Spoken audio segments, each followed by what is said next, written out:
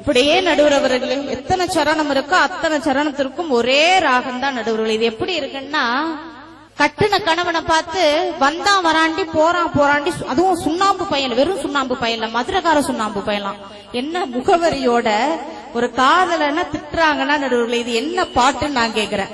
இன்னொரு பாட்டு ரொம்ப கண்ணியமான பாட்டு கொடுத்தாங்க. அதோட ஒரே ஒரு எனக்கு சந்தேகம் நடுவர் அவர்களே, ஒரு மோசமான ஒரு பாட்டை வச்சுக்கிட்டு இவங்க எப்படி இவ்வளவு தைரியமா எங்களுடைய பாட்டை குறை சொல்றாங்கன்னு எனக்கு தெரியல நடுவர் அவர்களே. என்ன மோசம்? ஒரு பாட்டு கொடுத்தாங்க நடுவர்களே, அதுக்கு தயவு செய்து நீங்க அர்த்தம் சொல்லணும்.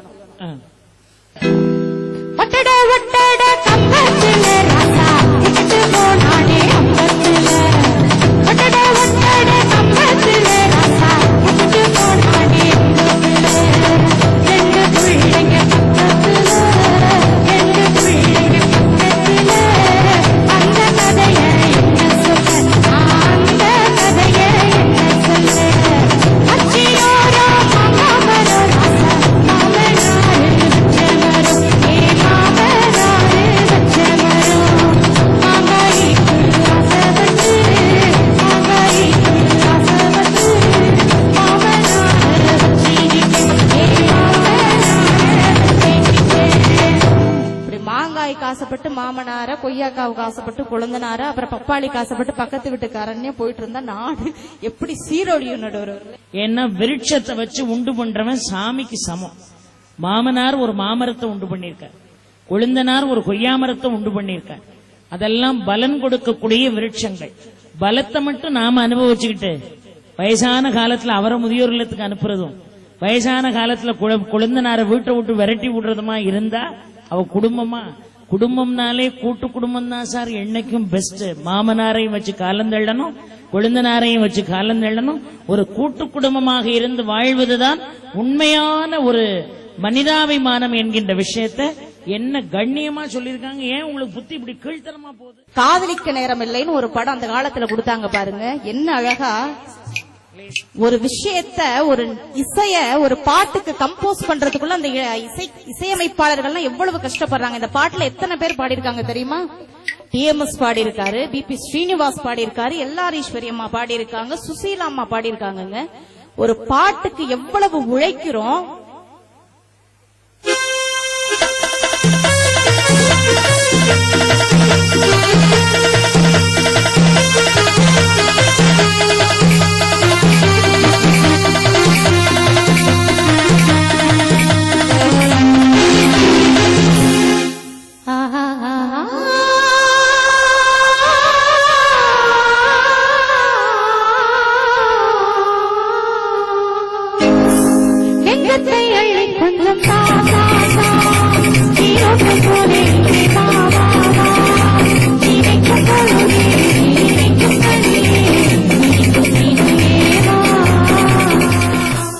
என்ன அந்த காலத்திலே ஒரு 50 ஆண்டுகளுக்கு முன்னாடியே என்ன ஒரு ஸ்பீடா ஒரு பீட்ல பாட்டு கொடுத்தாங்க நடுவுல. இந்த மாதிரி இதற்கு நிகரா உங்களால கொடுக்க முடியுமா?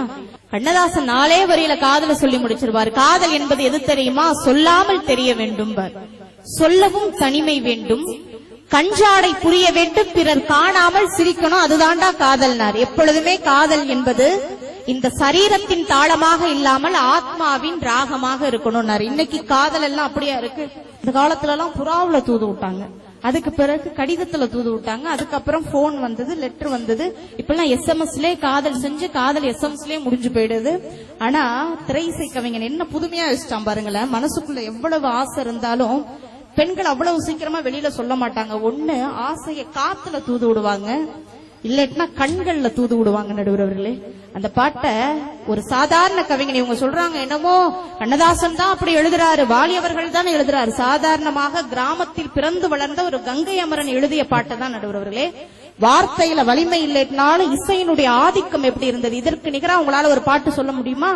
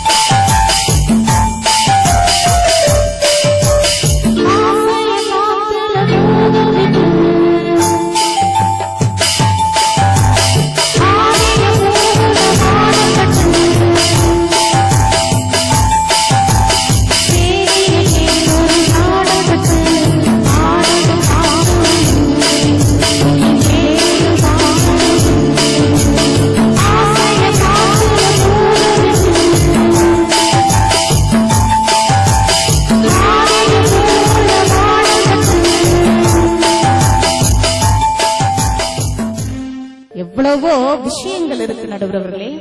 புவியீர்ப்பு விசை ஏற்கனவே இருந்தது, அது நியூட்டன் கண்டுபிடித்த பிறகு தெரிந்தது. மின்சாரம் ஏற்கனவே இருந்தது, அது எடிசன் கண்டுபிடித்த பிறகு தெரிந்தது. அமெரிக்கா ஏற்கனவே இருந்தது, அது கொலம்பஸ் வருகைக்கு பிறகு தெரிந்தது. கிராமிய மண்ணுக்கென்று ஒரு மனம் இருந்தது, அது இசைஞானி இளையராஜா அவர்கள் என்றைக்கு திரைப்படத்தில் வாசிக்க ஆரம்பிச்சாரோ அன்னைக்குதானங்க ரசிக்கவே ஆரம்பிச்சோம். இந்த மாதிரி ஒரு பாட்டை உங்களால கொடுக்க முடியுமா நடுவர்களே? ரொம்ப அழகா ஒவ்வொருவரும் ஒவ்வொரு பிள்ளைகள் ஒரு நிலைக்கு வர்றதுக்காக பெத்தவங்க எல்லாம் ரொம்ப தன்னை உருக்கி பாடுபடுறோம். அதையெல்லாம் இன்றைக்கு பிள்ளைகள் எல்லாம் நினைச்சு பாக்குறாங்கன்னா அதிகபட்ச பிள்ளைகள் நினைச்சு பாக்குறது கிடையாது நடுவர்களே. அந்த காலத்துல வாழ்ந்த பிள்ளைகள் என்பது வேறு, இந்த காலத்துல இருக்கிற பிள்ளைகள் என்பது வேறு. அது கண்ணதாசன் எவ்வளவு அழகா ஆறுதல் சொல்லி தீர்வை கொடுத்தார் நடுவர்களே. எந்தெந்த பிள்ளைகள் எல்லாம் பெற்றவர்களுக்கு சாபம் தெரியுமா? படிச்சிருந்தும் தந்தை தாயை மதிக்க மறந்தான். ஒருவன் படுக்கையிலே முள்ளை வைத்து பார்த்து மகிழ்ந்தான். பிடிச்ச முயல் அத்தனைக்கும் 3 கால் என்றான். அதுக்கு மேல ஒரு விஷயத்த சொன்னாரு. இன்றைக்கு பெற்றவர்களுக்கெல்லாம் எது பாரம் தெரியுமா? இவ்வளவு நாள் ஒரு குறிப்பிட்ட காலம் வரைக்கும் வளர்க்கிறோம்.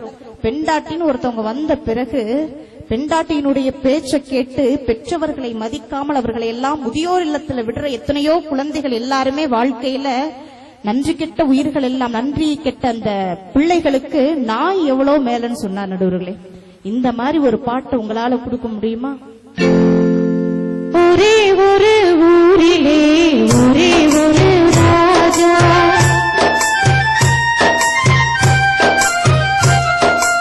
ஒரே ஒரு ஊரிலே ஒரே ஒரு ராஜா, ஒரே ஒரு ரங்காவுக்கு ஒரே ஒரு ராணி, ஒரே ஒரு ரங்காவுக்கு ஒரே ஒரு ராணி, ஒரே ஒரு ஊரிலே ஒரே ஒரு ராஜா.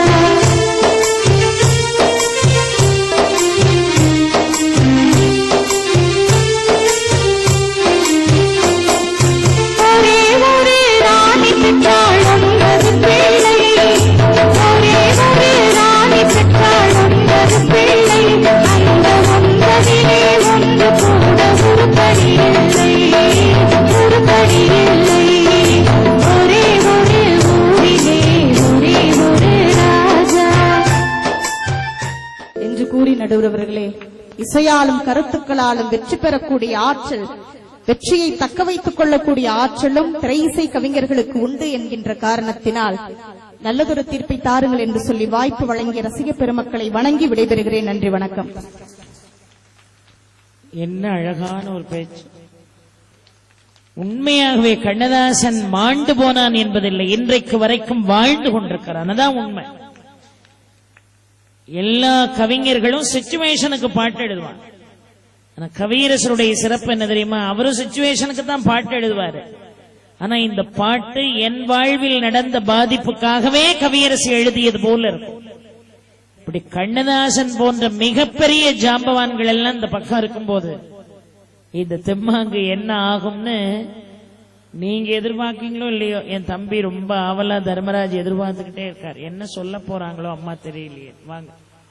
பொதிகை மலையிலிருந்து புறப்பட்ட தமிழே, பூங்கவிதை பாடி வரும் தென்பாண்டி தமிழே, மதியறியா சிறுமகளும் கவிபாட வந்தேன், மஞ்சமேறி வந்து வாழ்த்துவாய் தாயே என்ற அந்த தமிழெண்ணையும் மிக அருமையாக ராணியை போல் அமர்ந்திருக்கக்கூடிய இந்த தமிழெண்ணையும் அருமையாக வாதாட வந்திருக்கக்கூடிய சான்றோர் பெருமக்களையும் என்னுடைய அருமை தம்பியையும் அருமை ஐயா அவர்களையும் இந்த ஊர் பெரியவர்கள் அத்துணை பேரையும் என்னுடைய நாட்டுப்புற பாட்டின் சார்பாக வரவேற்று நடுவர் அவர்களே என்னுடைய நன்றியையும் வணக்கத்தையும் அவர்களுக்கு நான் காணிக்கையாகுகிறேன்.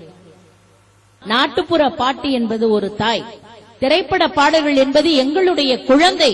இந்த குழந்தைகள் வளர்ந்து வருகின்ற பொழுது ஒரு கண்ணதாசனை போல, ஒரு மருதகாசியை போல, ஒரு முடுமலையை போல